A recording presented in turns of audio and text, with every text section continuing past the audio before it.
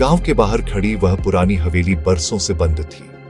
लोग कहते थे रात के बाद वहां से रोने और हंसने की आवाजें एक साथ आती हैं। समीर को ऐसी बातों पर यकीन नहीं था। कॉलेज की छुट्टियों में वह सच जानने वहां चला गया।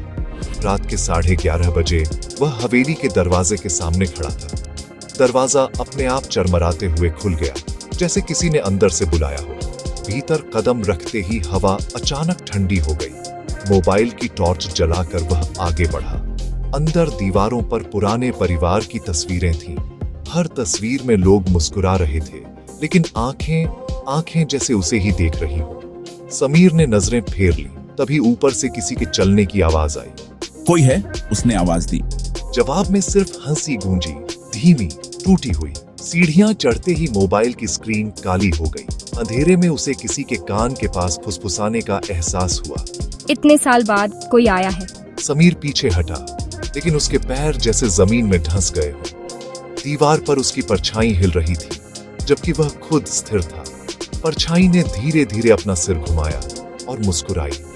अचानक कमरे की सारी घड़ियां एक साथ चलने लगी। टिक टिक की आवाज कानों में चुभने लगी। हर घड़ी में समय अलग था, सिवाय एक के। वह घड़ी 12 पर रुकी थी।